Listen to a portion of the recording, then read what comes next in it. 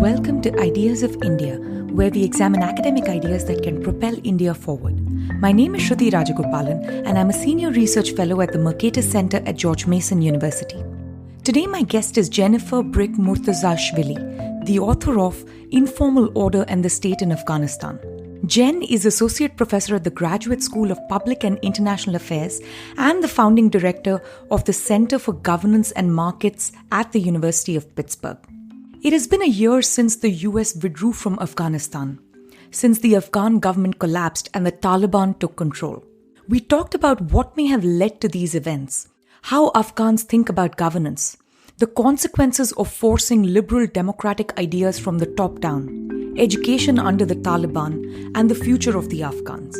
For a full transcript of this conversation, including helpful links of all the references mentioned, click the link in the show notes or visit discoursemagazine.com. Hi, Jen. Thank you for coming on the show. It's so good to finally have you. It's a pleasure. I've been reading your work for years. I've learned so much about Afghanistan. And last year, it was quite clear that by the time President Ghani's regime fell, that so many people in Afghanistan thought it was so incredibly corrupt and there wasn't that much support for the regime. But on the outside, as we saw the horrors unfold in the news, it was sort of shocking to most people in the Western world that the Taliban would have any support with the people, right?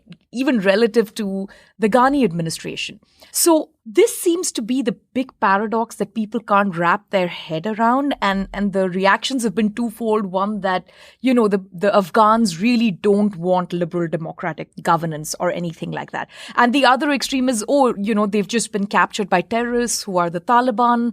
And, they need to be rescued from this kind of oppressive state. So what exactly is going on in Afghanistan? I know that's a big question, but you have all the context, so I thought you're the person to ask this question.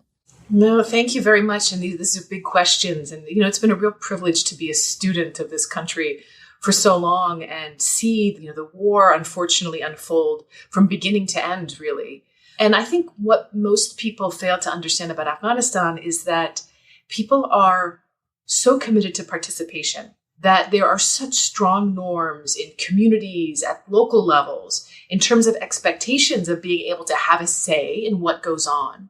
And so the liberal democratic project, in many ways, was a natural fit for Afghanistan, except the institutions that were imposed upon the country by the country's elite and also by the international community. There was a real mismatch between the institutions, highly centralized formal institutions, and a very decentralized society that was really used to managing affairs by itself for so long. And so when the international community really doubled down, along with some of the political leaders in the center, saying, people at the local level have no right to participation, have no right to select their own governors, their own district leaders. And then, so much money came in that yielded such a corrupt government. Afghans really walked away from this heartbroken because so many people gave everything to this effort. And the deep, deep indignation, I want to say that word because I think it's a word we don't talk about enough. Alienation and indignation. It didn't mean that people were supporting the Taliban. It meant that they had nothing left to fight for. If they felt the government wasn't fighting for them and their interests, why should they lose another child to war? This mismatch between the very long-formed customary institutions, especially at the local, the village level, and this sort of top-down, very, on paper, what looks like a functional democratic regime that was imposed. I want to dig in a little bit more into that mismatch. So what I've understood from your work, especially, informal order and the state in Afghanistan, the local governance is sort of managed by the trifecta between the Majlis, the Malik, and the Mullah. Is that right? For the Indian audience, the Majlis would be like the panchayat system, which we have in India. And, the Mullah is, of course, representative of the religious authority. And the Malik is just the head, right? Just the head of the councilman or the head of the village, someone people look up to for any kind of adjudication. And my understanding based on your work is most of the local level problems get solved at that point. Now, Can you walk us through whether the Western the US military, liberal, democratic, industrial complex made any accommodation for the village level governance? Was it ignored? Was it oppressed? Like, what was really the source of that mismatch? It's a good question and it's a complicated answer. So brace yourselves, okay? And it's not what you might think. And it took me a long time to wrap my head around this. So before going to Afghanistan, I had spent 5 years in Uzbekistan and other countries in Central Asia. And I was working at the U.S. Agency for International Development. And I was doing local governance, democracy, and governance promotion. And when I started looking at projects in Afghanistan, I saw what donors were doing. And I said, this is amazing. If I were to design something, it would look just like what they're doing in Afghanistan. They are creating community councils all over the country that are supposed to tap into local leadership. Isn't this wonderful? And so when I started going to villages, I was really surprised because what I found was very different from what I read, in these reports. And then I started hearing complaints from villagers who would say, these community councils that the World Bank and the government is supporting, this is what the communists tried to do. And I was saying, what do you mean the communists? And they would say, Ashraf Ghani, he's a communist. And this was before Ashraf Ghani was president. He was, I forget, maybe at that point he was president of Kabul University, but he was Minister of Finance. So he was spearheading a lot of these World Bank programs. He worked at the World Bank. The Minister of Rural Development, who was implementing this program on his behalf and the government's behalf, was actually a former communist. His name was Hanif Atmar, and he was actually the foreign minister under Ghani when the Taliban collapsed. He was a Khad agent. And this was well known. It's not a secret. But Afghans were saying, it's all of these communists, and they're doing the things that the communists did, and they're trying to create these councils in the same way that the communists did. And I kind of shrugged my shoulders because I had no idea what they were talking about. And to be honest, I think many young, early career scholars in Afghanistan, even Afghans themselves, were not aware of this kind of history due to this displacement. So I started looking at records, and lo and behold, I found the same exact structure that the communists tried to impose in rural Afghanistan in the late 70s, 80s. They even went back even further when a centralizing state sought to impose order. But to the donors, it looked wonderful. We're creating these new councils, it's gender quotas, half women are participating, we're giving them block grants. John Kerry called this program the only program that worked. But what was funny about this is that the people who put customary authority on the map in a very serious way was the U.S. military, because it was soldiers who were dying, American soldiers who were in rural Afghanistan, not under the guise of a nice NGO project, who kept saying, these are the people who are fighting the Taliban. It's these customary leaders. When the Taliban come into a village, the first people they kill are customary leaders because they have local legitimacy. And I was trying to scream about this for years, with the donors, but they were not receptive to these ideas. It was the idea of building a centralized state. State building is imperative, and we're using these councils as a way to bring the communities closer to the state. But I think what that meant was to have the communities controlled by the state. There wasn't real opportunity. It wasn't real participation. That's super helpful. So it seems like this top-down effort, which looks so good on paper, but doesn't quite function in reality. It seems like there are two problems. One, they don't actually have the local knowledge of who are the people involved, what is the legitimacy that is required to adjudicate their troubles. Can that person be formalized within the official, like on paper state blueprint, or is that person never going to be in form or substance, the kind of person you want on these World Bank councils? So one is, it seems very clear that there's this knowledge problem right at the top. But what I'm also picking up from your work is there are these huge unintended consequences of trying to impose a state which tries to delegitimize the existing, Malik or the mullah or that village council. Right? And so what are those unintended consequences? Is it that there is suddenly a lot of indignation against the American effort? Is it that people turn further to their local environment to adjudicate problems? There's like a sense of mistrust. Is it that the democratic effort itself gets called into question? Is it just that, there are some past sort of Soviet land reform triggers? What is exactly the nature of the unintended consequence? I think the unintended consequence is that the whole thing collapsed. It collapsed under, what is the expression? It collapsed under the pressure of its own weight, right? And so they created this monster that it couldn't sustain, that there was actually no meaningful participation. So, what participation would have looked like is actually decentralized government where people were electing their officials, but they wouldn't allow this. The officials in Kabul didn't want this. Our people are not ready. I always hate this argument. Our people are not ready. We have this. And then many Afghan elites would say, we have to centralize power first, and only then can we give power away. But we have to build a strong state first, or else it'll fragment into a million pieces. And I said, you've been fragmenting into a million pieces for many years. You continue to fragment by doubling down on this heavy hand. I mean, there were real splits among the intellectual elites of the country. And unfortunately, this has tended to map on ethnic lines, with many ethnic Pashtuns arguing for highly centralized government, and then the non-Pashtun groups. There's no group that's a majority in Afghanistan. I'm constantly reminded of this. The Pashtuns are a plurality, potentially, but this is highly debated. So the other groups, the Tajiks, the Uzbeks, Hazara groups, they would say, no, we need a more decentralized system. Some would call for federalism. And then this became an ethnic argument. And what I tried to do in my work was try to diffuse this kind of debate and say, look, there's a efficiency, a public goods argument that we can make that I think brings everyone together on this issue. And in fact, I was in Kabul just about a year before the government collapsed, and I was asked to speak with the mayors of the country. It was a really fascinating experience. This was just as the peace negotiations with the Taliban began, and asked to talk about, what a peace process would look like for the cities. What would this entail? And I was really surprised because I knew this issue of decentralization was such a sensitive topic in the country. But every single mayor that was there, Pashtun, not Pashtun, they all wanted more decentralization. They said, we can't do our jobs. We have to go to Kabul for everything. It's highly inefficient. So, of course, there was the efficiency argument that we could make, but there's also the legitimacy argument, is that people were not participating at all, and they were promised the world. I cannot tell you how supportive people were in those early years of the global effort. I would travel from village to village. I would have villagers yelling at me saying, Bush needs to send more troops, right? This is not something you would think you would hear. Obama was actually president at that time. It didn't matter. There was such optimism, such hope. And I think that the U.S., the international community, has lost so much credibility. But really, more than that, it's just been a huge tragedy for the Afghan people.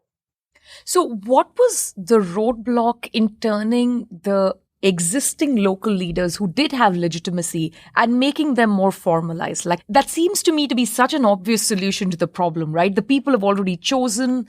In a way, this system is working at the lowest level. They have the maximum information. Why couldn't that be done? Is it because they don't look and sound like what representatives look and sound like in the Western world?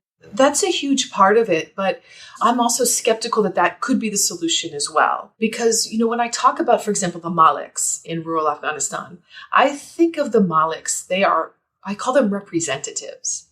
They are village leaders, but they are representatives. They are primus inter pares, meaning they are first among equals, is that they speak on behalf of the community, but they are not feudal lords. But I would read all of this literature on Afghanistan, whether it was from diplomats or other scholars. They would say, in Afghanistan, they have this traditional system, and they would compare it, to a feudal lord or a tribal chief. It's not at all. It's not at all. It's, in fact, it's a very flat society, right? It's relatively very flat. It's very egalitarian, which makes leadership hard. And I always thought that the solution to this is not to necessarily recognize the informal system, but actually scale up and focus governance at the district level, not at the village level. First, there's economies of scale issue.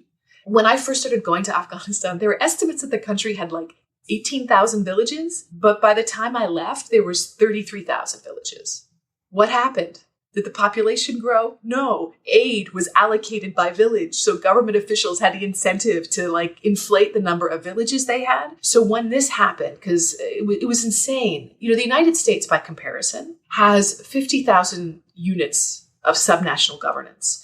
And this includes, school districts, police districts, not just local government units. And Afghanistan was having 33,000 in a very, very poor country. So I would say, forget the village. Why do they need governance at the village level? It's completely unnecessary. They have 400 districts, which are very, very small. That's the third tier of government. Let's focus on the district because that's where the scale issues really come into play. If people are good at solving their problems in the community, no need to do more there. Can't afford it. It's too much. How are we going to demarcate villages? Lord forbid. Focus on the district level where there's actual real disputes that break out. This is where people can come together and people have to work beyond their own group and their own community to solve problems. So I said this was like a natural fit to build peace. And Afghans all recognize the need for a government. And I want to be clear about this. This is a huge misconception that many people have. They're watching the fall of the Ghani government and saying, okay, well, they're allergic to government or they can't be governed. No, the problem is for their entire modern history, they have been governed by formal institutions that are heavily, heavily centralized. Their recent constitution was one of the most centralized in the world. And it didn't give people a choice. And so wash, rinse, repeat. Every new government that comes, they reinstitute the same thing that the previous government did. And they find themselves in this vicious cycle of state failure. And so what is the Taliban doing now? The Taliban have been handed the keys to the most centralized state in the world. Do you think that they're going to give up any of this power? They are going to decentralize? No, of course not. But at the district level, the Taliban, relatively speaking, has more local knowledge. So their incentives are the same perverse incentives, right? But do they have more information about what is this group of villages? What are the conflicts between those villages? How should we think about district government? Are they going to be better, at least on that margin, or not even? I'm not necessarily sure the Taliban have better local information. I think it depends on the place where they're governing, and they rule with an incredible amount of coercion. But it's also in their interest to sort of delegate some of the governance problems to the lower levels, right? Because they're not themselves capable of solving a lot of these issues. They don't have the capacity themselves. So one would imagine that the clever long-term strategy would be to do something like that. And the key is to get people to think about long-term strategies, and that's been the problem. So right now, the Taliban is very, very focused on the short term. Look at what they have in front of them. They have a government that is collapsed. They have an economy that's collapsed. They're under incredible sanctions. People are starving. And they have to figure out how to run a state. And so, what I've been saying recently is that a lot of people have asked about Taliban 1.0 and 2.0, or is there Taliban 2.0? And there were these great, hopes that the Taliban had changed, during the Doha, and they put on a great show, I think, trying to convince people. I don't think the U.S. actually cared whether they changed or not. The U.S. just wanted to leave. And it made everybody feel better that they could say that we're changing and women and so forth. But I think Taliban 2.0 is the Taliban state capacity. So Taliban 1.0 didn't really believe in much of a state. They weren't really interested. They let ministries collapse. They were not interested in governing at all in a very serious way. They were interested in imposing some norms and some rules in the cities, but for the most part, they did not build ministries or build governance. This Taliban is very different. This is an authoritarian Taliban that understands the mistakes of the past. They clearly understand that one of the reasons that they did not survive was because they didn't build this coercive capacity. And so they are hell-bent right now on building a strong state. They are consolidating their authority and building a military and using the state apparatus to impose their control. So to me, they don't look like long-term players quite yet. And so they are making the same mistakes that the previous government made. And I'll talk about what those are. If you can walk us through what is the short term and what is the long term, right? Because sometimes when we talk about state capacity and state capacity building, one of the reasons India has these elite liberal looking institutions, at least on paper, and to a very large extent, the democracy functions, but it's also because there was like 200 years of colonialism. And the entire technocracy and the initial leadership in India was educated with that view, right? With a colonial view of running a colonial state. So there was a lot more continuity in the independence movement in India and right after. So to me, long-term looks like a 300-year project, right? So what is short-term and long-term? So that's one question.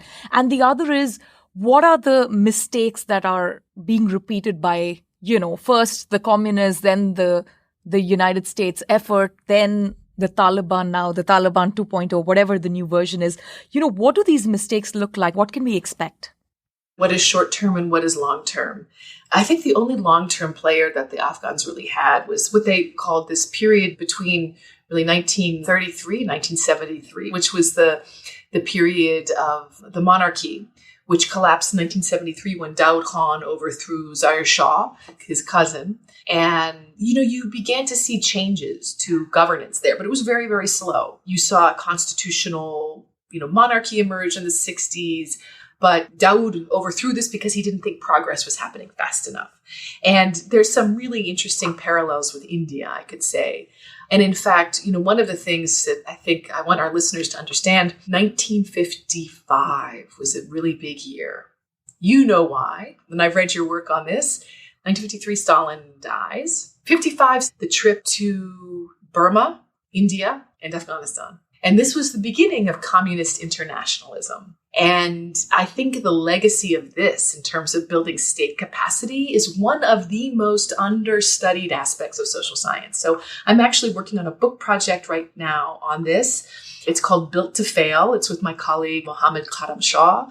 And we're looking at the legacies of Soviet-era institutions for the development of modern Afghanistan. And what we argue is that over this period of time, there has not been enough attention to the administrative state, that external powers, donors paid a lot of attention to putting democracy or what the framework at the national level looked like, but, slapping democracy on this old constitution, which is basically what happened as a result of the Bonn process in 2001. But really what it did is resurrect the 1964 constitution and all of the administrative regulations that went along with that. And a lot of those administrative regulations came from the communists, came from Soviet era, or were somehow influenced by that during the monarchy. So they weren't necessarily Soviet themselves, but who were the advisors in all of these ministries? And actually, the Afghans were learning a lot from India as well. So the Afghans began their first 5-year plan in 1956. And so people, when they look at Afghanistan, they don't necessarily see it along those lines as communism was only there. 1978 was the revolution. The Soviets invaded in 79, but it actually went back much further than that. So when we're thinking about state capacity, this institutional aspect of it is so important. And as you mentioned, sort of this path dependency in India among the colonial institutions and how this is reproduced, I think for Afghanistan in the 1950s was such a crucial point because it was a period of time where the government became very serious about governing like a state. And so there was real lock-in of those institutions and they persisted. And what happened, what we're arguing in this book, Built to Fail, is that the donors resurrected all of this stuff that was really pernicious. And as long as these administrative regulations about public finance, the centralization of finance, administrative, how officials at the subnational level are appointed, the way the bureaucracy works never changed. Never changed at all. And that is how people experience the state. For me, the most interesting thing about that Khrushchev moment and influence of the Soviet Union, they conflated equality with uniformity, right? So the goal is, everyone should be equal. That's sort of the message. There shouldn't be aristocrats and feudal lords and peasants. And so that's the sort of point of view with which they're coming in. But to them, that automatically looks like a very uniform system. It has to be exactly the same everywhere. And the only way you can do that is to have a uniform blueprint, which is highly centrally controlled, right? And that just doesn't work in a country like Afghanistan. Actually, it doesn't work in most countries. Even in the United States, we can see how many differences there are at the state level, at the county level, often in big states. But in a place like Afghanistan or India, it just simply does not translate at all. And to me, it feels like that has been the conflation over and over again, that, we need to impose this very uniform system because that's what equal looks like in our head. Equal doesn't look like we need to treat each of these people with dignity and allow them to participate with the state the way they wish to participate with the state, right? That would be some kind of an equal liberal democratic project in these countries. This is a really good point. And my colleague and really a mentor, Tom Barfield, who is an anthropologist at Boston University and a longtime scholar of Afghanistan, he, in his book, which I would really recommend everyone read, so it's a beautiful read, and I wish I could write as well and as clearly as he does. He talks about a Swiss cheese model of governance and an American cheese model. And he says that the Americans, and I don't think it's the Americans alone, I think it was the Soviets as well, were really intent on this uniformity. And we know what American cheese looks like, right? This thing that's kind of orange and a square and every piece always looks the same. Whereas the Swiss cheese model, has holes in it and it is imperfect. And what he was trying to communicate in this parable is that different parts of the country are going to have to be governed differently. And this striving, constant aspiration for uniformity, as if it yields equality, has really led the country into a lot of trouble.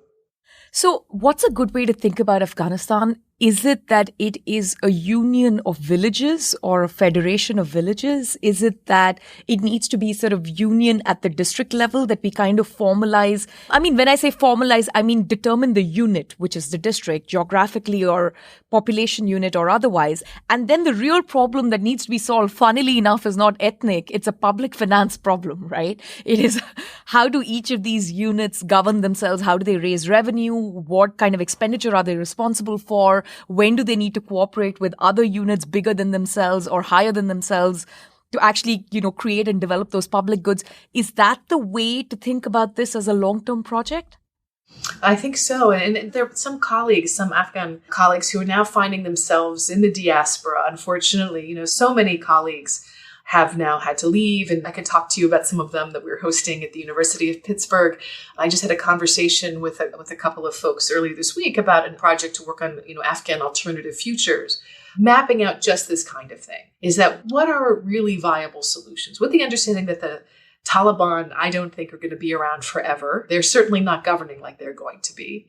What are some alternative proposals that, is it finally time to rethink all of this? And I think increasingly there's a consensus. I mean, at least among those in the diaspora right now, even people who fought really hard against this. And I can't tell you how many, disagreements I had with many, scholars and policymakers on this issue, that people were very, very defensive of the centralized state. And I think now there's a clear understanding that this is one of the things that really contributed to the failure. But what would it look like? It'll be interesting to have discussions with Afghans about how they would view this. Where do they need the state? And this is why I talk about a need for a demand-driven state, not a supply-driven, but demand-driven. Because it is not that Afghans they want an army.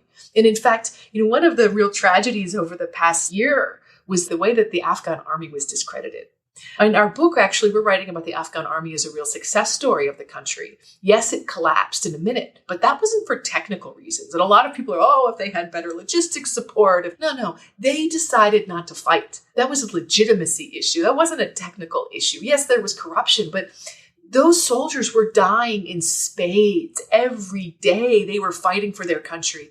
They gave up because their government gave up. The Taliban were very clever, did some very clever strategic communications to encourage people to surrender. But people were fed up with it. And the Afghan army was really a source of national pride. So you can see there are certain things that people want, right? And understanding where the limits of self-governance exist, where are those limits? And then where is the need for an external third party to help solve some of these problems? And sometimes that could be the state. In other cases, it may be another actor. So, you've done some work. This is your world development paper, which is, on different kinds of possible local government models. So, one, I completely agree with you. We need more experimentation. But in that particular work, you actually look at what are the different possibilities to work through local governance. So what are the different models you experiment with and what do you find there? So this was a really interesting one. This was a survey experiment that we did about a decade ago now. Time flies. Looking at how people would respond, especially to peace with the Taliban, under different electoral models at the local level. So the idea was that would people be more likely to reconcile with the Taliban if they had more local control? And the answer was yes. So we did an experiment. The treatment was, you have an election for local government officials, and then the treatment was this is done through your local government becomes a traditional council. Or the CDC. Or the CDCs. And we found that when people were using their customary leaders to select their local government leaders, they were much more likely to accommodate the Taliban and to have a peace process.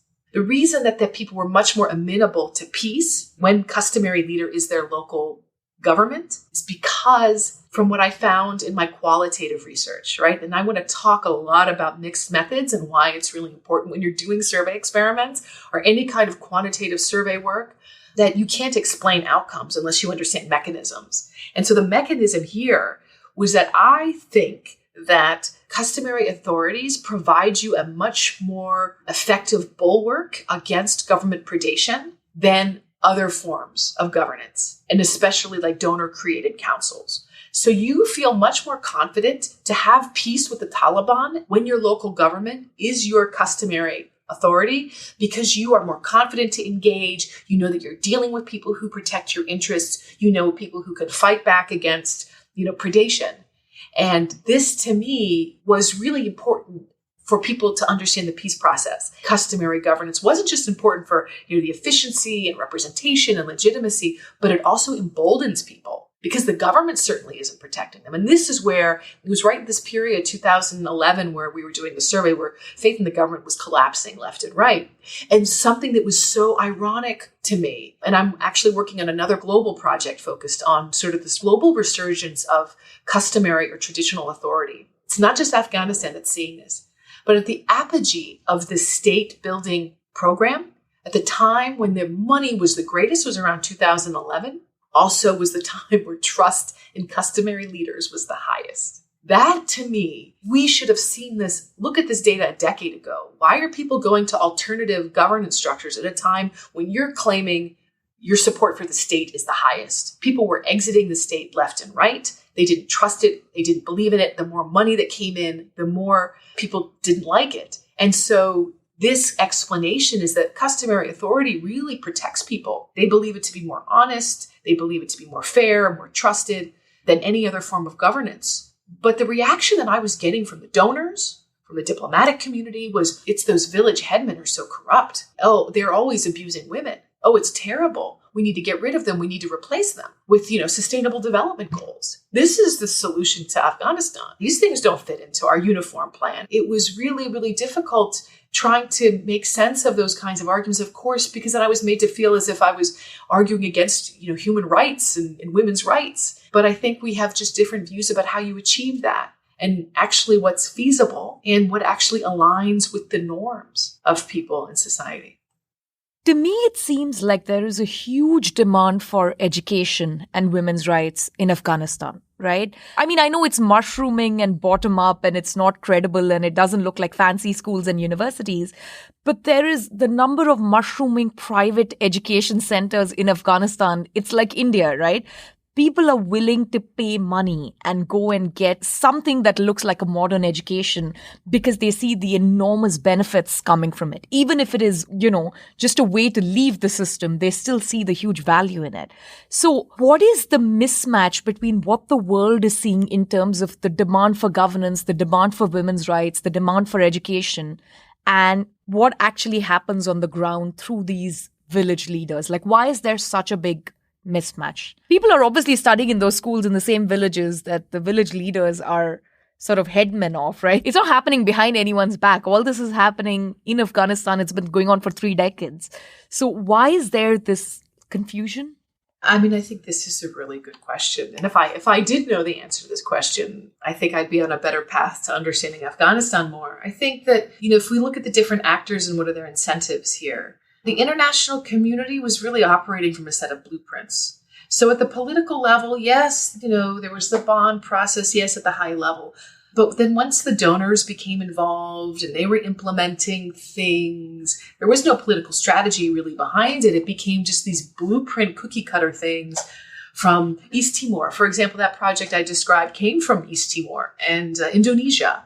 These were imported models and they were tweaked for Afghanistan, but really community-driven development. I'm sure you've talked about those models that came from the World Bank and others. Robert Chambers, right, did his work in India. India was a big place, but these became cookie cutters. So it's easy.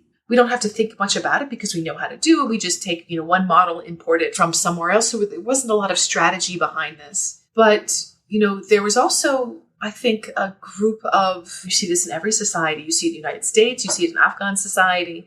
You have a lot of elites among the educated class who are very far removed from society and who grew up as refugees in Pakistan, had not spent much time in rural areas, and frankly viewed their countrymen and women as backwards. We see this in the United States. This is nothing special about Afghanistan. Yeah. I see this in India. I have this paper with Alex Tabarrok. It's called Premature Imitation and Limited State Capacity. Paper. Thank you. And this is the thing. It's like there's this group of very educated Indian elite who kind of live in this Anglo-American bubble. And to them, a school is a good school if it looks like a school in the United States and like a school in Denmark. That's what they want to impose in India with India's very limited state capacity. So the blueprint for schools is like, oh, it needs to have X number of rooms and the windows need to be this particular size. Every school must have a playground and it must, offer these kinds of meals. And we're like, we're still struggling to get the teacher into the room. Right? That's, I think, the essential thing about a school. So they have all this idea of what a school looks like, which is completely based on inputs. And all the inputs are these first world inputs, right? And it's not the outcome, which is education. And I feel like something similar might be going on in Afghanistan. Oh, it's the nirvana fallacy, exactly, yes. Right? So I mean, education is such a wonderful example. And I should say that, it's easy to beat up on some elites, but the hunger and the thirst that so many Afghans have for education is unlike anything I have ever seen.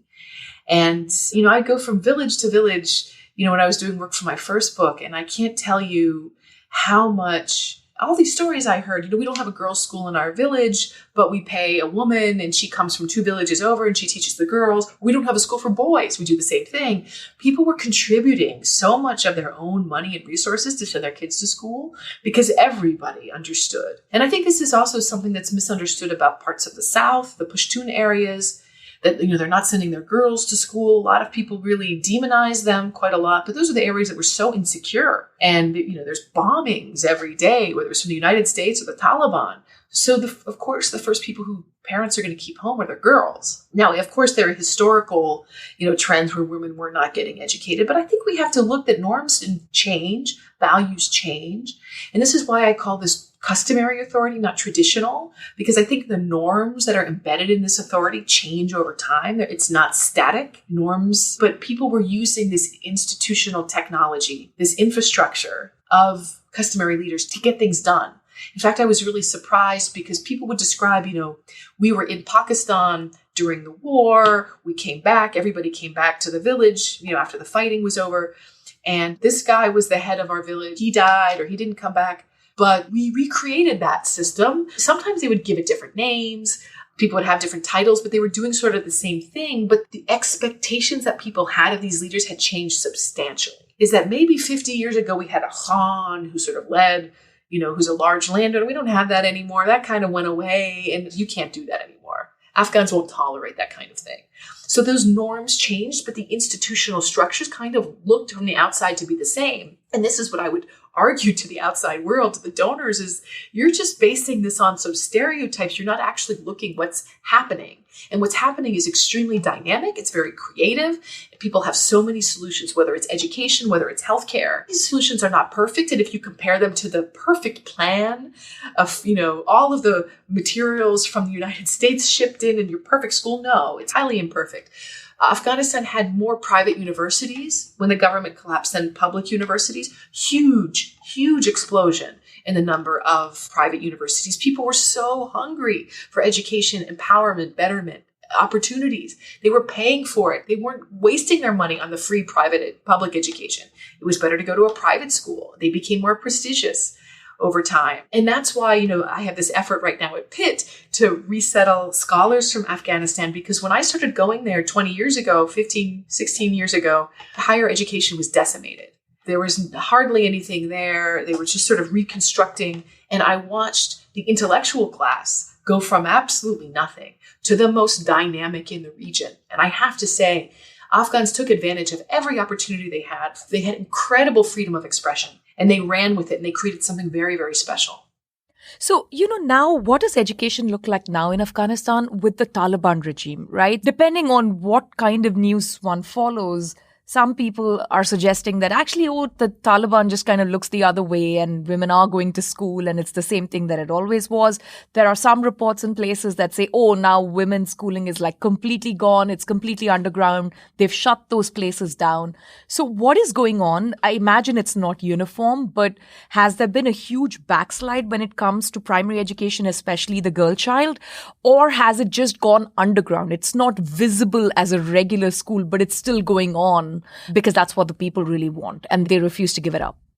I think it's really hard to know exactly. And I think one of the tragedies that we're seeing is that incredibly vibrant media that existed in Afghanistan. It was unlike anything I think we've seen, at least in Central Asia, if you compare it to even Pakistan or Iran or the neighboring countries. So we've lost that capability to really understand what's going on. And then what we do get is really filtered. So I'm really careful in terms of how I consume information about what's coming out of Afghanistan right now. I do know that some schools in the north remain open until high school. In fact, I was just in Uzbekistan a few weeks ago, and I was talking to some senior Uzbek government officials who are engaged in their Afghanistan policy. And they've said that they have put pressure on the Taliban to keep the girls' schools open in Uzbek-speaking areas. Very interesting. But I know that in other parts of the country, in Kabul, they're staying home after middle school, and universities remain closed for girls after middle school. And Kabul really matters, right? So now, are people doing this at home? I think yes and no. I think it's right now people are faced with a huge economic crisis. They're starving, so schooling immediately takes second place, right? Yes. So they're trying to figure out how to get through their harvest, how to navigate sanctions, all of the incredible things that they have found themselves confronted with very quickly in a new government that they don't really know how to navigate as well. So I would anticipate, and I think we've seen education really take a back seat. There are some incredibly brave leaders who are still in Afghanistan who are promoting education, some civil society folks who are doing an incredible job, but it's a really uphill battle given everything else that's happening. People often say about India that it's an interesting country because it lives in 3 centuries at the same time. And I feel like something similar is true for Afghanistan, right? Because Kabul became this sort of spot for women's liberation, right? Women were going to universities, women were becoming the new generation of intellectuals, and there were a lot of the freedoms that came with the American regime. And at the same time, you have certain parts of Afghanistan which are literally being bombed. There are parts where the clergymen are just, sort of so unwilling to make even small accommodations that the young female children just can't leave the house and get an education, or even the boys can only get a relatively religious education. So I don't see any uniform outcome in the horizon for the next many, many, many decades, right? All the improvements will be made on the margin. Is that a good way to think about it? And while the improvements are being made, there's going to be some forward and backward sliding? I think so much of this hinges on what the Taliban do. I guess I'm so concerned that it's hard to think about the margins right now because all I'm seeing right now in front of me, to be honest, is a return to violence. And I feel that the way they're behaving, that this is going to be quite inevitable in the coming year or two, because the level of oppression that they're using, their inability to accommodate difference, their desire to impose uniformity, all a different kind. A different kind. But I'm very, very wary of this. If they were to govern as they did Taliban 1.0 and, just lash some women on their ankles in Kabul, and that really occurred much more in Kabul than it did in the countryside, right? Because that's where you see these things really happen. Then I wouldn't be as concerned, but I'm very, very concerned about the way their hunger for power right now. And they have perfected this as an insurgency for 20 years. And the people who they have in government, the Haqqanis, these are not nice people who are masters of violence and intimidation. And I think some of the neighbors even support this, who are really tired of the instability inside of the country. I made a comparison recently to Ramzan Kadyrov. I think that this came up on Russian media or something. He's the president of Chechnya. And I don't know if your listeners are familiar, but Chechnya was this really restive part of Russia. And Putin puts in Kadyrov and he says, Kadyrov, you do whatever you want. I don't care. Just bring order. Be loyal to me, but you can go at it. Have fun. And Kadyrov has brought order into Chechnya, but he's been ruthless. At a huge cost. At a huge, huge, huge cost. And I think that a lot of the neighboring countries have seen the chaos in Afghanistan, and they think that the country needs a Kadyrov. Wow. And I think that's what many of them maybe are even tacitly supporting. Make some nods to inclusion, make some nods to, make the donors happy or the West happy. We want investment. We want transit routes. We want stability. We don't want the spillovers from any kind of terrorism. You clamp down on that, we'll provide you money and assistance. And I think that's the deal that's being made right now with the Taliban that's giving them sort of the green light to behave this way. Yeah, I know what you mean in the sense that what looks like order to the rest of the world need not look like order within Afghanistan, right? Like that's sort of the heartbreaking part of all of this, that what looks like governance in Afghanistan is going to be not uniform. It's going to be chaotic. It's going to look a little bit different in all the different places. And nobody quite seems to want that. And I think the worst thing about the current Taliban, even relative to the previous version of it, is they have also inherited the American military, the equipment, and also in terms of organization, sort of the highly centralized state. So it just feels like this time they're poised for a more ruthless regime, a more centralized regime than even last time. Well, one of the reasons I argued that the army was a much more successful venture goes back to an institutional explanation. And if the Taliban do take the army as a model, it may not be as bad. This may sound very counterintuitive, but so we're working on this in our book right now. We talked about the Soviet legacies, and we're looking at variation within different parts of the public sector to see where there were changes, and could these changes be then linked to better outcomes? We need some variation on our dependent variable and our independent variables to tell the story. If we just say that nothing changed and that it all ended up bad, well, it's not really falsifiable at all, right? So what we do find was actually one area that there was dramatic changes in Afghanistan in terms of institutions was the army. And if you compare the army to the police didn't change. They maintained this like Ministry of Interior, old Soviet model. And if you look at public opinion surveys, they were deeply distrusted.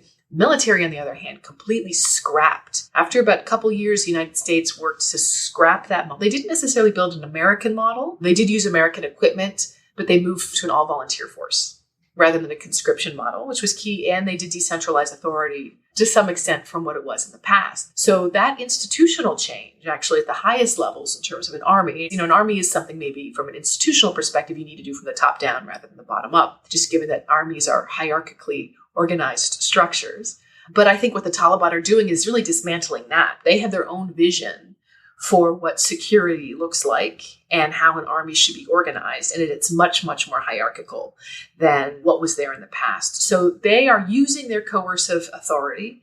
They are coming after people left and right. They promised an amnesty to anybody. This is actually how they were so brilliant in their strategic communications at the time of the withdrawal. They said, you poor soldier from your village, just surrender, we will not shoot you.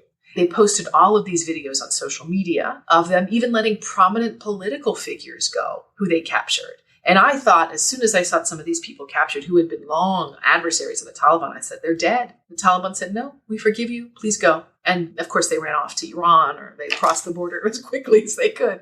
But that really had an amazing effect psychologically. That's why we saw the collapse so quickly of the army. Yeah, and that's why the legitimacy, when it goes, it just goes, right? It just went. And they just said, you can go home. Enough fighting. I think all of us, at least I was hopeful that they seem to have learned some lessons, but quickly now they are on to consolidating. So, I want to talk a little bit about the collapse, right? So one, I don't think too many people were surprised that it did happen because, people were sort of counting down to the point when, if and when the US troops leave, it is going to cause some instability. And then it's a question of when and, not if. But I think everyone was surprised by just how quickly it came. So that's one part of it. And the two other parts of the collapse are, one, how messy the American withdrawal was and why it happened that way. And, both in terms of the troops, but most importantly in terms of the Afghan people who helped the American effort for 20 years in nation building and winning the war and so on. And they were just sort of kind of left stranded. So the enduring memory of those times for all of us who are watching this on the news is sort of people hanging on to airplanes on the outside, right? Or like, these really crowded airports, these cargo planes, which were just, chock-a-block full of people. We received many flights full of people like that in India, and they were hugely welcomed. So, there was that element that I saw even on the Indian news, not just the international news. So can you walk us through what happened during the collapse and the three different parts, what the Taliban did, why the American withdrawal was so messy, and what consequences it's had for the Afghan people, especially those who helped the United States? So why did it collapse the way that it did? I think a lot of this had to do with two things. The intransigence of the government, the Ghani government. And I think that is coming out to be very clear. Ghani actually came to the White House about a month or two before the collapse of the government, like 2 months. And my understanding of that meeting, he was still in denial that the U.S. was going to leave. And basically the U.S. was like, you got to prepare for this and you have to make peace.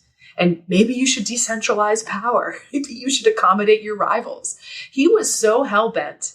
He was so hell-bent on marginalizing internal rivals. He spent more time fighting Northern Alliance leaders from like the Uzbek and the Tajik community and getting rid of them to consolidate his own power. He spent more time doing that than fighting the Taliban.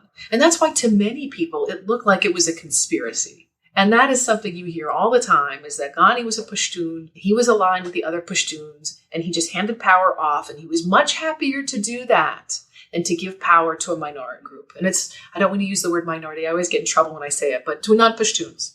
Okay, this was unthinkable. And I think there is some bias there. I don't know Ghani at all, never met the man, but it's the way that he treated people. His government was so beloved by people in Washington for so long. And that was another thing I really struggled with, was these critiques of what he was doing. There were so many people in Washington who were so enamored with his Columbia PhD and his World Bank experience, and the fact that he talked about social capital, and he wrote a book called Fixing Failed States, which has got to be one of the worst books I've ever read. And I assigned it to students as like what not to do, right? But he wrote a book. I said, have you ever read it?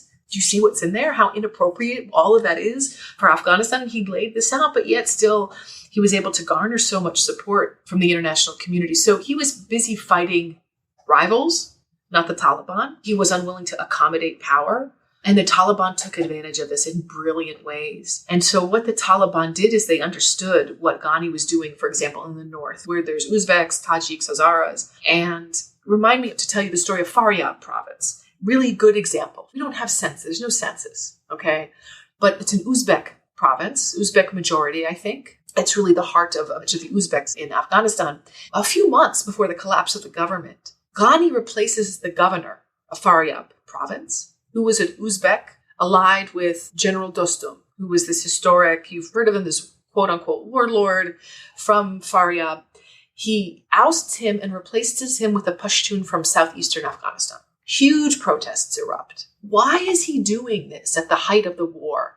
Why is he replacing many of the non-Pashtuns who are in the army in senior positions, right as the government is about to collapse? And many people felt like he was telling these senior officials not to fight.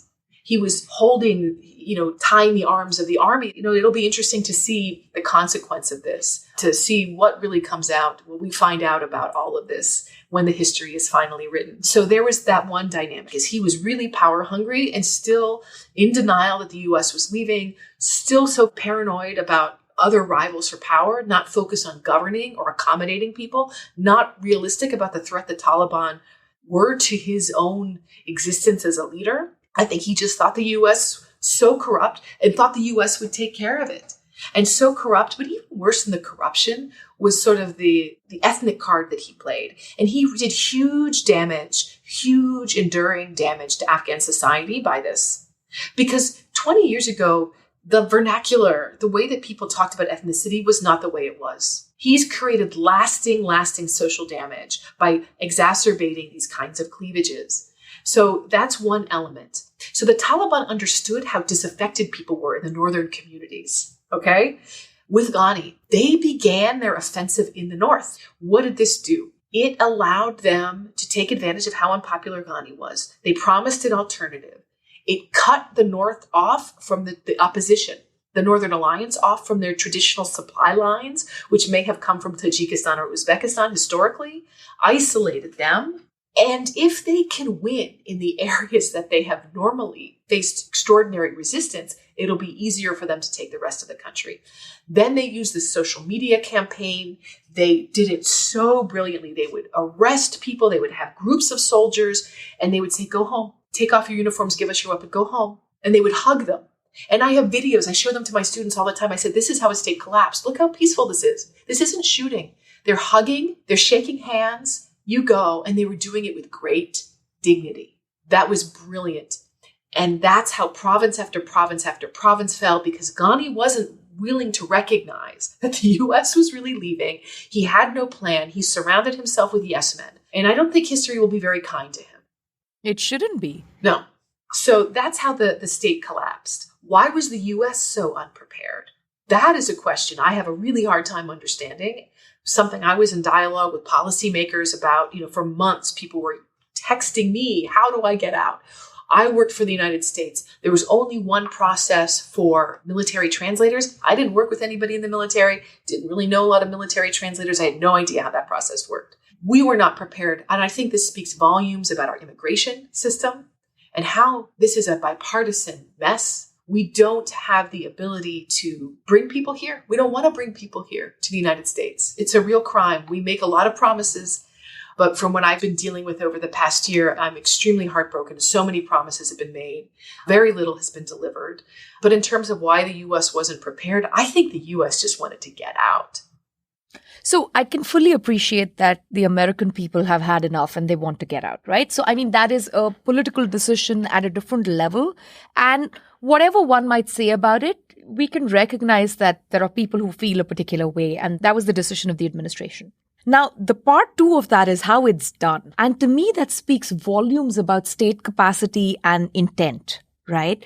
To me, it is shocking that the State Department doesn't have a clue how many applications need to be processed or what it takes to process those applications or the 700 steps that each of these applications requires people who are homeless or sitting at an airport or fleeing a bad regime need to produce in order to fulfill the requirements that the US is then going to let them in. So, I mean, what is broken in the American State Department when it comes to state capacity and also when it comes to intention? Like, what's the problem there? Because it seems like you and the students at Pitt did a better job than what the government was doing. So just for some context, when the Americans had made promises that the Afghan people who had helped the American effort, both the military and the civilian effort, would be allowed to leave Afghanistan and get visas.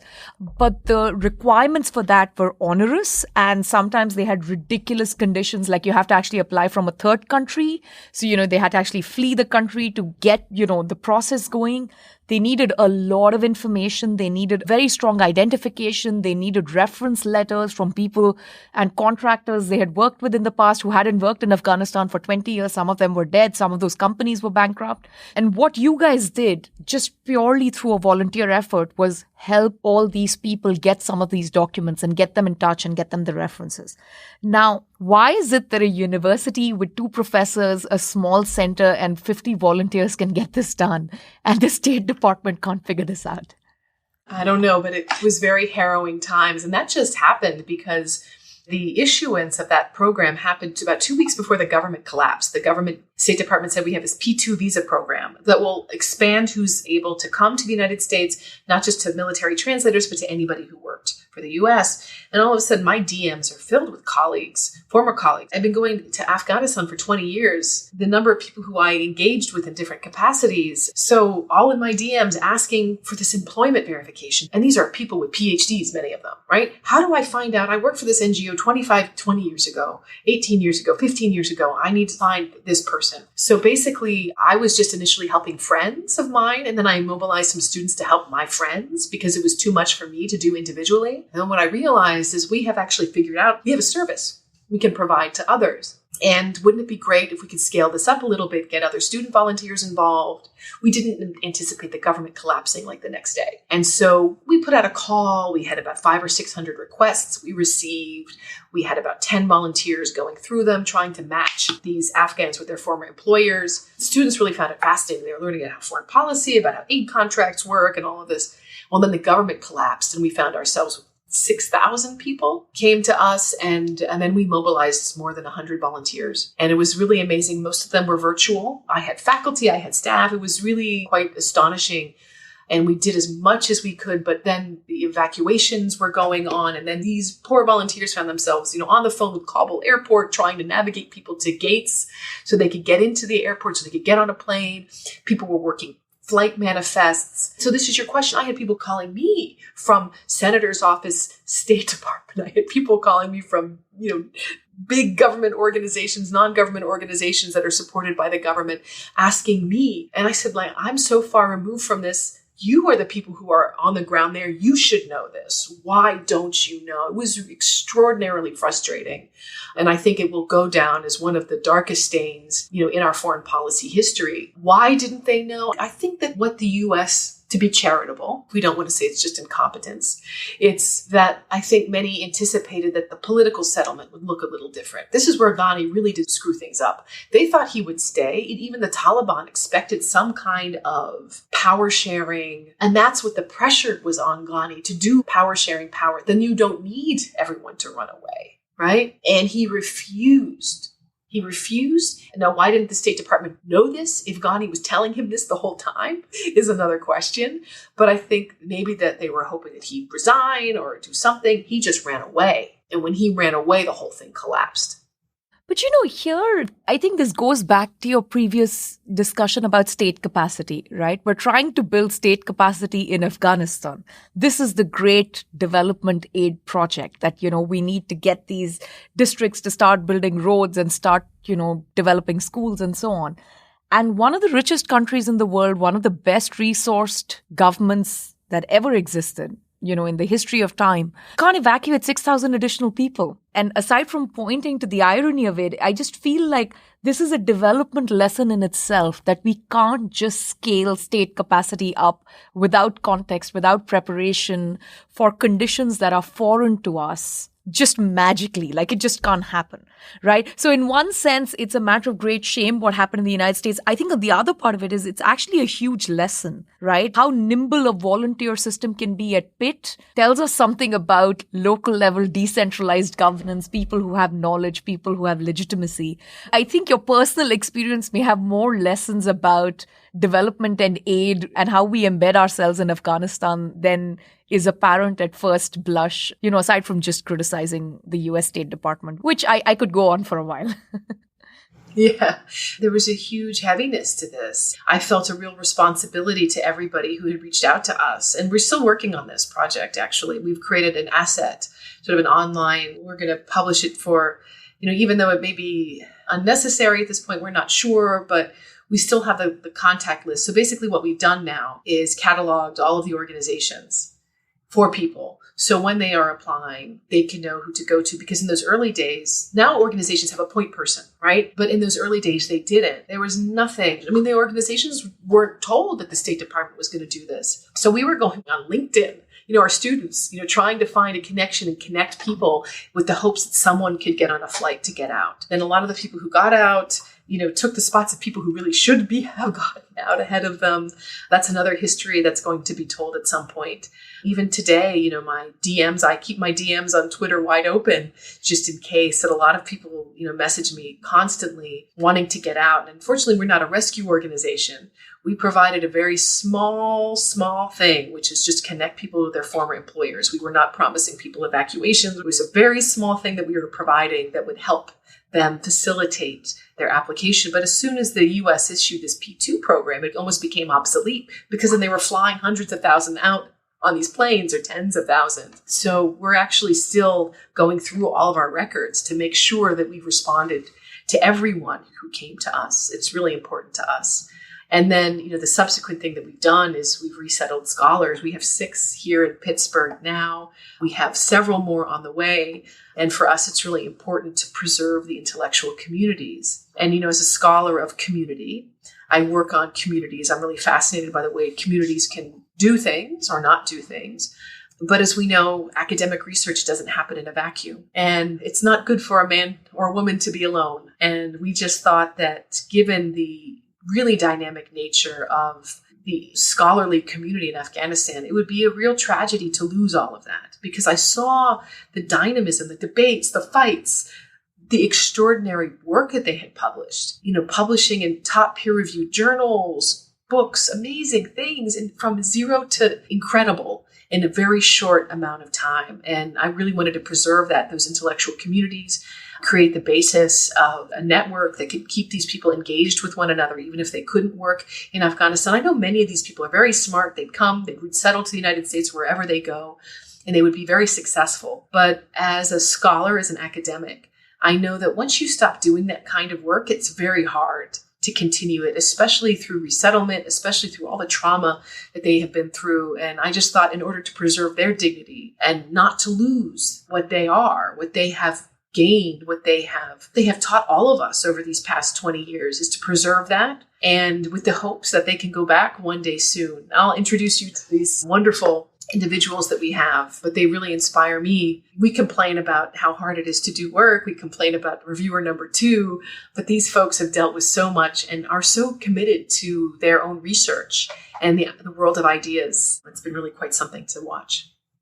I'd love to meet them, but honestly, I've been thinking a lot about ideas and where the sort of big ideas for how to shape India and Indian political economy came from. And the more I dig into this, the more I realize that it was at least catalyzed or started off by a particular kind of Indian elite. And it was catalyzed by a particular kind of Indian elite and their networks with the diaspora. Right? After English education starts getting introduced in India, basically the goal is to, create a new sort of cadre of civil servants who are educated in English and can do the bidding of the colonial government. But there are so many byproducts of that, right? All these folks start going to London, they start getting educated, they become lawyers, they become economists, they start writing about these things. And that is really the first sort of intellectual wave of the Indian nationalist movement. Now, it just so happens that their biggest supporters were Fabian socialists, so a lot of the ideas were Fabian socialist, and there's a big legacy of that. But even if we talk about the reforms that happened in India in 1991, when, India sort of lets go of its socialist past and, reduces controls, embraces markets, a huge push for that came from what we pejoratively call the Washington Consensus. But it's really Indian elites who had been exposed to these ideas, right? I mean, the number 2 at the Indian Central Bank had been a student of monetary economics at University of Pennsylvania, right? When we recently interviewed him, he told me that, I was sitting in the room when, Milton Friedman gave his 1964 presidential address, right? And this is the guy who devalues the Indian currency in multiple stages and saves India from the currency crisis in 1991. So there is this very long sort of, one is the path dependence and the other is this network of the elites with the diaspora and keeping those ideas alive and the ideas of, what a liberal democracy must look and feel like, but one that suits the Afghan people. And I think that project, just aside from supporting fellow scholars, there's a very long run impact of this that we can't quite predict. So I think it's an incredible thing that you have embarked upon. I hear also a word of caution there as well, yes, if I'm not mistaken. And these are actually conversations that we've had with many of them because they were very critical of the diaspora, right? And I said, that is you now. Exactly. Whether you like it or not, you are now this diaspora.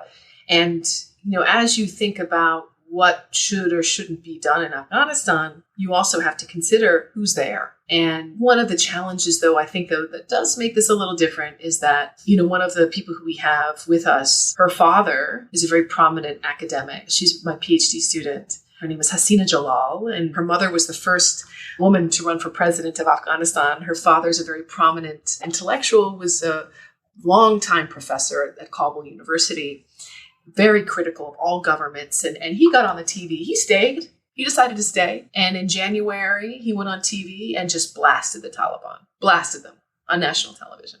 And then he found himself in jail. So there was an international campaign to get him out. We were trying to help with that. You know, he was a very prominent figure and very well known. So thankfully, he was able to get out. There was a lot of pressure put on the Taliban to let him out. He's now outside of Afghanistan. But the diaspora, of course, these people will come, and they are now the diaspora, and they have to come to terms with that. But the unfortunate thing is that within Afghanistan, there is no space anymore. So these people would be killed. And some of them were pretty prominent thinkers who had been very critical of the Taliban. So, you know, unfortunately, they didn't have much of a choice. This was really a life or death situation for them, especially as being prominent thinkers. But I think there is a heavy duty going forward to think about all of the grand plans that they're going to make from afar, and easy to thumb your nose at the people who are remaining, or to thumb your nose at what's happening there, but to look at it from a place of real empathy. And it's hard when you're going through so much. And my heart goes out to everyone on all sides of this, because there are no easy answers to this. And, you know, one of the things I know that we wanted to talk about was engagement with the Taliban. And I don't have any easy answers to this one. I go back and forth. I'm very confused about how to deal with this. I have very strong opinions about what has happened and explaining the past, but trying to figure out a best way forward for the international community, for us as individuals, is a very, very hard one. No, I really appreciate that. And you've seen this happen multiple times. And I want to talk a little bit about your intellectual journey and also your process. So, you know, one is, how did you find yourself in Uzbekistan and then Afghanistan and launch yourself into this, you know, now what is a 25-year project, right? You've been doing this a long time. Then I'll come to your writing process and so on. But first, you know, how did you get involved in this? Learn the local languages, have this kind of constant, you know, very detailed field work. I've read both your books, and the incredible depth and nuance in the field research is what I find amazing about it. So how did you go down that path as someone who could have had any kind of American academic career? I'm a mother of 4 children. Yes. And I should say that as a mother of 4, I see kids who have very different personalities. And I think any parent will tell you that. But I was one of 5 kids. And I ended up as an extrovert who really liked talking to people and exploring questions and probing. And so when I was in high school, here in Pittsburgh, actually, I'm from Pittsburgh. I have the real pleasure. I studied communities, and I get to grow up in the community where I lived growing up. And my kids live in the neighborhood I lived in as a kid. It's really quite fun. I was given the choice of what language to study in high school. And it was French, Spanish, German, Latin, and my high school offered Russian. It was like a Cold War hangover. And so I studied Russian for 4 years in high school. It was the time of perestroika, and the Soviet Union had just collapsed. It was a fascinating time to be studying Russian. I get to college, and they put me in second year Russian. I almost failed out of university because my Russian was terrible. There was no great inflation in the Russian department, I tell you. Those communists and their lack of grade inflation. No grade inflation, very strict. Like, are you stupid? I'm like, well, yes, I don't. I ended up going to Russia my junior year, and the war in Chechnya had just broken out. This was 1995. And I remember being in Moscow and talking about Chechnya and not having any idea about what this was. And I had done, you know, post-Soviet studies for almost 2 years and college, and I felt really embarrassed. And I realized that the way that we were taught about the Soviet Union was all about Russia. It was Catherine the Great and Ivan the Terrible. And then it was, you know, the history of Khrushchev and all Stalin and all the Soviet leaders. And then there was hardly anything about these minority populations. And I lived with a Russian host family. And the brother that I lived with had a very close friend, Russian, who had fought in Chechnya. And his best friend in Moscow was Chechen. And I saw how this Russian came back from that war so traumatized because he was sent off to fight people like and kill his best friend. And I became so curious about this, and I started asking questions about the Muslim population in Russia. And then I came back to Georgetown. I finished my senior year, and I started studying Turkish. I learned about like the Turkic Muslim populations. I was very interested. Started taking anthropology courses and started studying Turkish as sort of a gateway maybe to some of this. I was just very curious. And then when I was finishing university, a professor of mine suggested that I join the Peace Corps. He himself was a Peace Corps volunteer in Nigeria during the Biafra Civil War. And he still encouraged me. He was a real mentor, Herbert Howe at Georgetown. And I hadn't really thought about it. I applied and Peace Corps said, you speak Russian. We're opening up all these outposts in the former Soviet Union. Where would you like to go? And I said, I'm really curious about Central Asia or the Caucasus. And they said, Central Asia? No one wants to go there. You can leave tomorrow. And so I ended up in Uzbekistan. I got to Uzbekistan, had 3 months of intensive Uzbek language training. Uzbek is a Turkic language. So I thought I was pretty cool. I spoke Uzbek. I spoke Russian, so I could communicate. And I should tell you that I was really shocked by what I found in Uzbekistan. I had read everything, how the Soviet Union had transformed the culture, transformed society. Didn't look anything like Moscow. Okay. And the Peace Corps assigned me to a city where I would live for the next 2 years. And I taught English in a high school. And I lived in the beautiful city of Samarkand. I get to Samarkand and go to the bazaar and I start talking in Uzbek and I get scolded immediately by the tradesmen, the merchants who said, we speak Tajik here, not Uzbek. It's a Tajik speaking city. So I learned Tajik, which is a dialect of Farsi, okay, which is spoken in Afghanistan. Afghanistan, also. Exactly. So that is how I got the linguistic skills to do the research in Afghanistan. Ended up spending 5 years. I loved Uzbekistan. Spent 5 years there. After I finished the Peace Corps, I got a job at the U.S. Agency for International Development, where I managed democracy and governance programs. And I was there in the embassy on 9/11. Uzbekistan at that time was one of the world's most authoritarian states. I was pretty frustrated with my work. Well, that's a whole nother conversation. And ended up going back to grad school in 2002 because I wasn't very good at aid. I felt like I had more questions than answers, and I was giving out a lot of money and not really understanding why. I was very young as well, and I didn't see myself doing this for the rest of my life. I just had more questions. So I did a PhD in political science. I didn't really seem like the right fit. I had no idea what political science was. I ended up at the University of Wisconsin-Madison, and I could say that I was formed intellectually by being really disappointed by this transitology literature, the post-Soviet literature.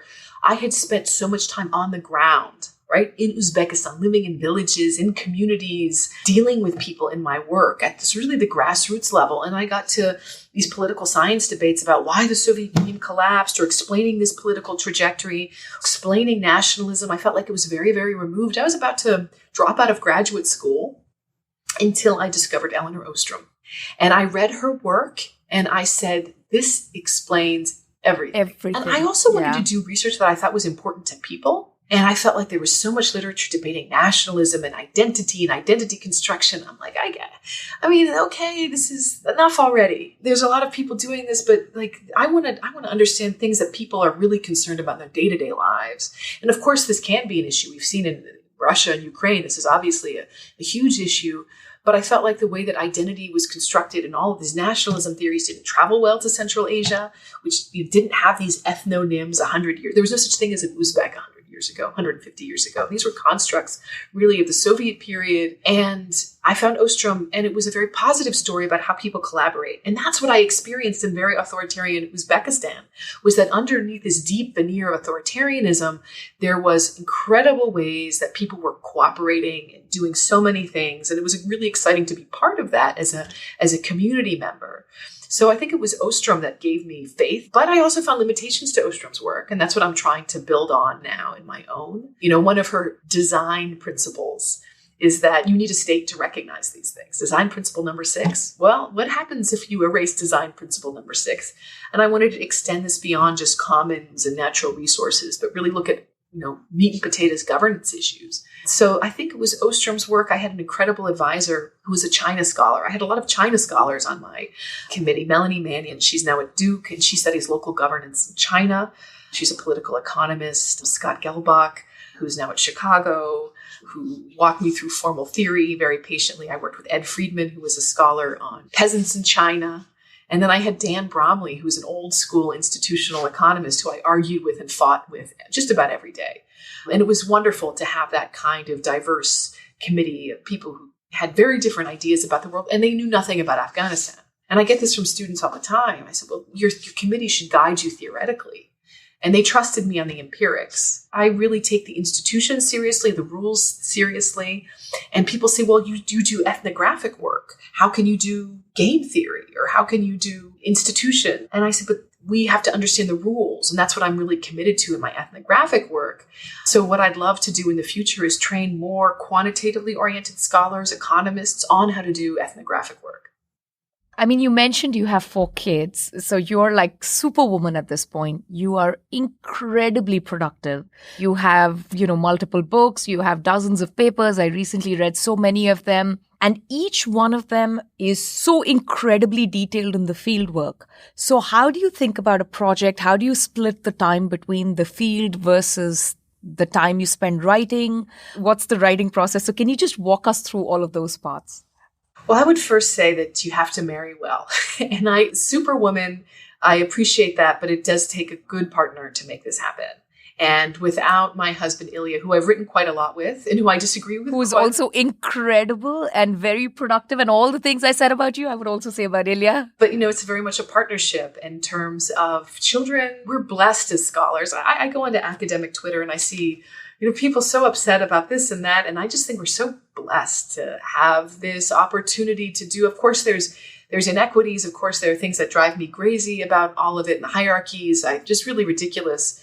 But just to have the time and the flexibility that we have has made actually having children incredibly easy. I won't say raising children is easy, but, compared to other professions, we have a lot of flexibility baked in. And then when you have 2 of us I stayed home with the kids for almost 2 years before doing any kind of daycare. And we would switch. We're constantly doing shifts. So when COVID hit, it was like, okay, we're back to this again. You do one day, I do the next. You do mornings, I do nights. But for writing, for me, has been it is difficult, I should say. And especially the past year, I've not been very productive. I'm very sorry to all of my co-authors who I owe things to. My life has really been taken over by these events and by this urgency to help my colleagues.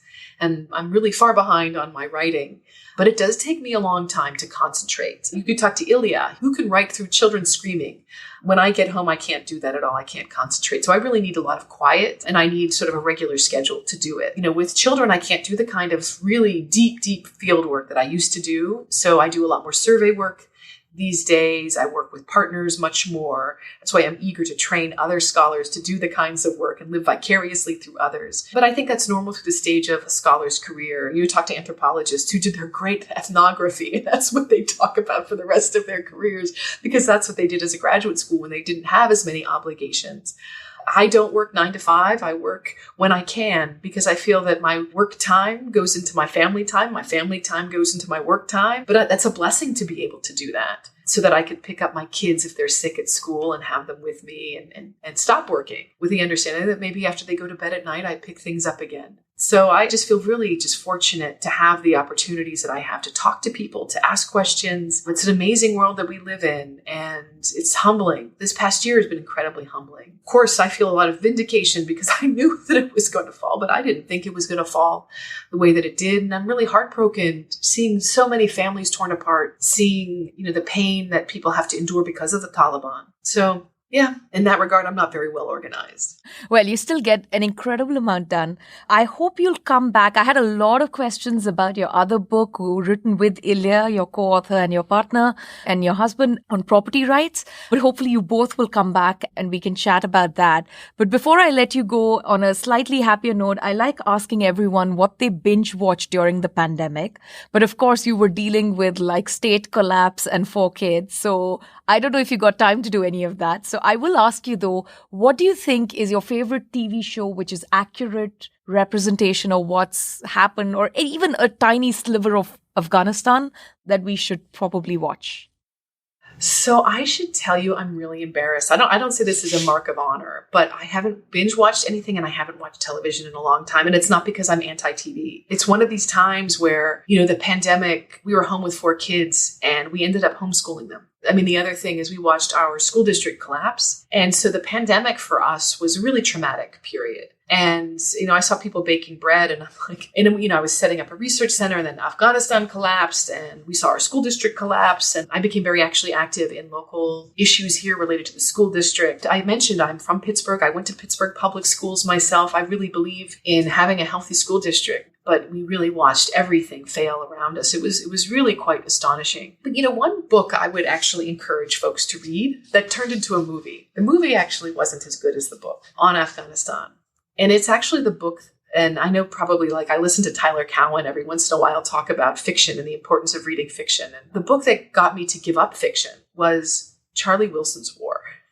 And I would really encourage people to read this book, because what I understood from that book is that truth is far stranger than fiction could ever be. And it is an incredible story. The book is written by, it was a producer at 60 Minutes, and it was an incredible story of the U.S. engagement in Afghanistan from the very beginning and how we romanticized things. And I think many of the policies that we saw really come out of that period of time. So that would probably be my advice. I started watching Tehran, which is on Apple TV. And, I get through some of it, and the torture scenes, I can't watch violence. I think this is actually very hard for me. I think coming out of war, losing people in conflict, losing people to suicide bombers and assassinations, it's very hard for me. I don't know how many of my Afghan colleagues deal with it, but it's something I can't really do very well. And also being a mother, I have a hard time with violence. I used to not think much about it, but I just want a good romantic comedy. They don't seem to make those anymore. Give me Jennifer Aniston. I don't know, where is she? I'm with you on this. This was such a pleasure. And I got to read some of your stuff once again, which is always a joy, and hope to have you back to talk about property rights. This was great, Shruti. I really appreciate it. These were wonderful questions. And I wish I had more answers. Just have more questions. And I just hope that your listeners keep an eye on Afghanistan. They don't forget it's the 1-year anniversary of the withdrawal is coming up, and it's easy to cast blame on them. And many leaders there deserve blame themselves. Unfortunately, I think one of the lessons is they were never active participants in their own history, except resisting the things that were imposed upon them. And I think this is a lesson. It's a lesson for all of us. Yeah, thank you. On that wonderful note, joy to have you here, and good luck with everything. Thank you very much, Shruti. Ideas of India is produced by the Mercatus Center at George Mason University. If you enjoy this podcast, please subscribe on Apple Podcasts, Spotify, or your favorite podcast app. Help us grow by giving us a rating and leaving a review. Follow us on Twitter at @SRajagopalan and at Ideas of India. Also, check out our initiative commemorating 30 years of India's market reforms at the 1991project.com.